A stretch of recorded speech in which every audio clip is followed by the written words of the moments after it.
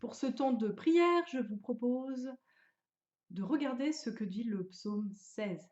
Je vous lis ce psaume. Psaume 16, hymne de David. Garde-moi, ô Dieu, car je cherche refuge en toi. Je dis à l'Éternel, tu es mon Seigneur, tu es mon bien suprême. Les saints qui sont dans le pays, les hommes pieux, sont l'objet de toute mon affection. On multiplie les idoles, on court après les dieux étrangers. Mais moi, je ne verse pas d'offrande de sang en leur honneur, je ne mets pas leur nom sur mes lèvres. Éternel, c'est toi qui es ma part et ma coupe, où je bois, c'est toi qui m'assures mon lot. Un héritage délicieux m'est attribué, une belle possession m'est accordée.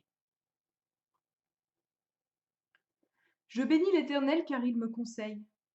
Même la nuit, mon cœur m'instruit. J'ai constamment l'Éternel devant moi, quand il est à ma droite, je ne suis pas ébranlée. C'est pourquoi mon cœur est dans la joie et mon esprit dans l'allégresse. Même mon corps reposera en sécurité, car tu n'abandonneras pas mon âme au séjour des morts, tu ne permettras pas que ton bien-aimé connaisse la décomposition.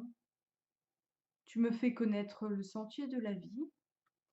Il y a d'abondantes joies dans ta présence, un bonheur éternel à ta droite. Je vous invite tout d'abord à regarder le verset 1. C'est un appel. Garde-moi, ô Dieu, car je cherche refuge en toi. Être gardé, c'est quelque chose dont on a besoin quand on est attaqué, menacé. Et un refuge, de la même manière, nous est nécessaire quand nous manquons de sécurité, quand nous sommes agressés, quand nous risquons quelque chose.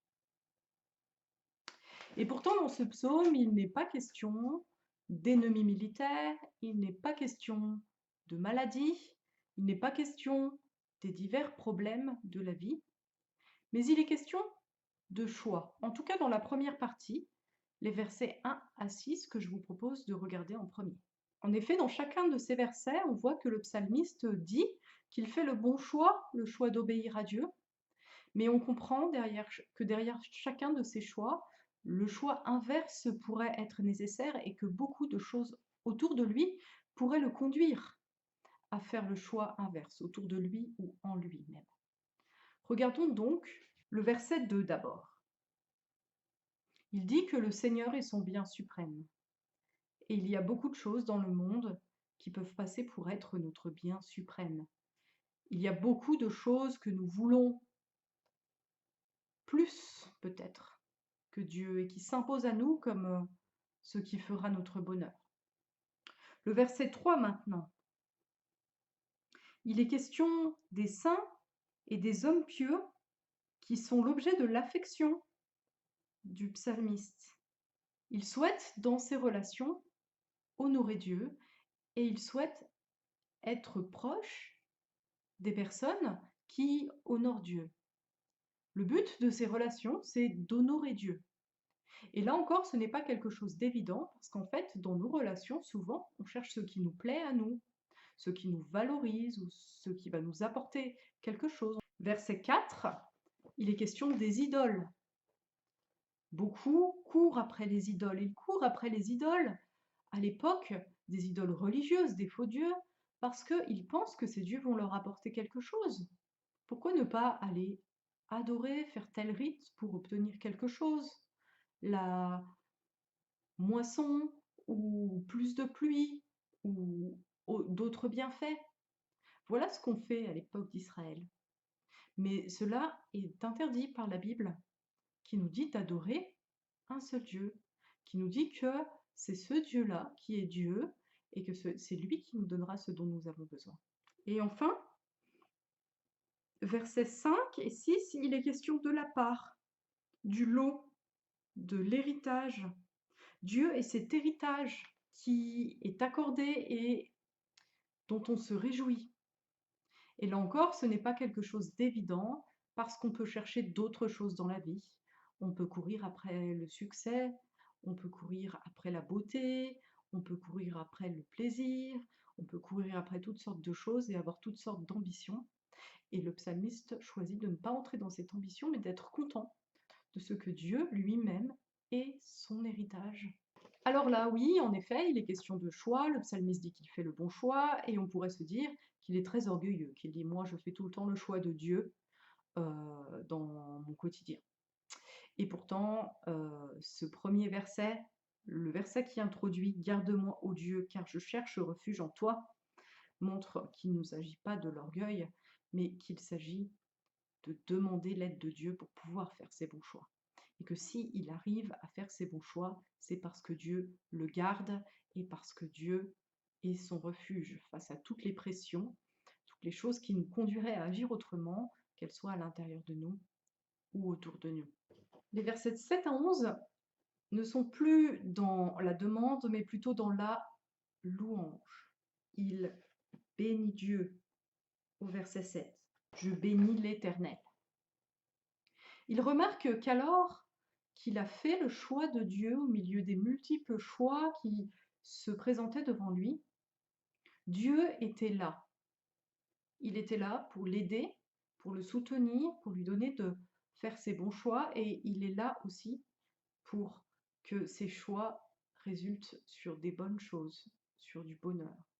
Alors que le monde nous fait croire que le bonheur est dans les choix qu'il propose, le psalmiste reconnaît que le bonheur est dans le chemin que Dieu offre. Alors que fait Dieu? Il donne des conseils, verset 7. Et le mot qui désigne l'instruction est quelque chose d'assez fort. Et l'idée que ce soit la nuit désigne un petit peu l'insomnie. Donc Dieu ne fait pas que conseiller. Quand on confie sa vie à Dieu, il va nous conduire, même parfois un peu dans la difficulté. Il va nous détourner de nos mauvais chemins.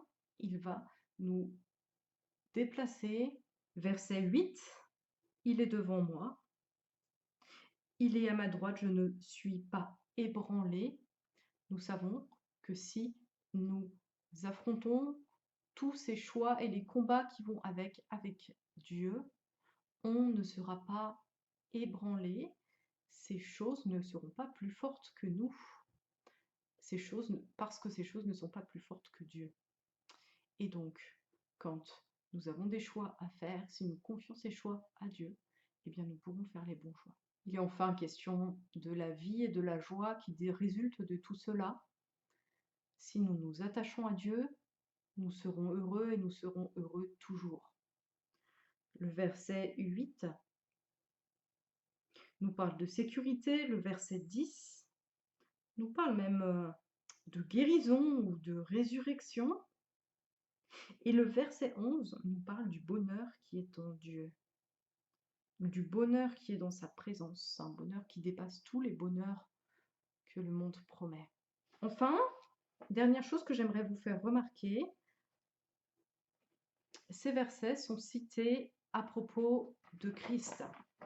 Alors ce psaume, on peut le lire comme étant une prière de Christ lui-même. Il s'est attaché au Père, il a traversé ce monde et tous ses défis en faisant toujours le bon choix. Dieu a vaincu en lui tout notre péché, toutes nos tentations. Et Christ n'a pas connu la décomposition.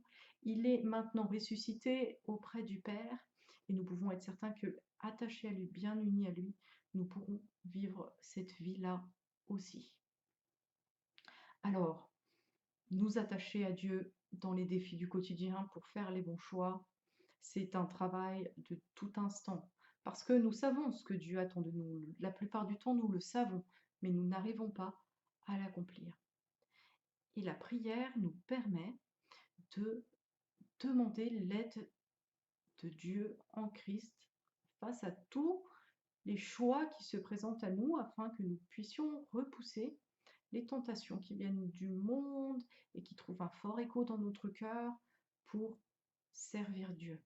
Alors on peut se demander pourquoi Dieu ne nous délivre pas tout à coup de nos difficultés.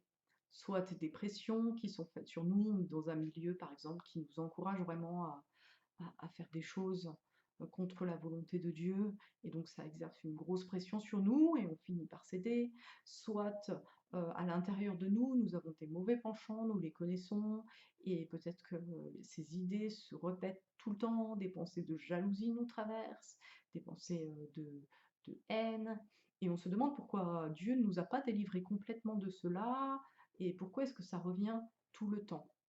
Eh bien, il ne nous en a pas délivrés, mais nous pouvons toujours amener cela devant Dieu. Et alors que nous amenons ces choses dans la prière à Dieu, nous savons que nous en serons libres. C'est un travail de tous les jours, mais c'est un travail vraiment béni, puisque ce qui nous est promis alors que nous marchons avec Christ, alors que nous essayons de le suivre pas à pas, c'est la vie pleine et entière, la vie éternelle dans la présence de Dieu. Question de partage, est-ce qu'on pratique la prière quand on est face à des difficultés, en tout cas à des pressions, quand on a du mal à agir selon Dieu? Et pour les sujets de prière, je vous propose d'échanger, puis de prier. Personnes qui risquent de se détourner de Dieu parce qu'elles sont soumises à des pressions, soit des choses qui font pression à l'intérieur, soit des choses qui font pression à l'extérieur.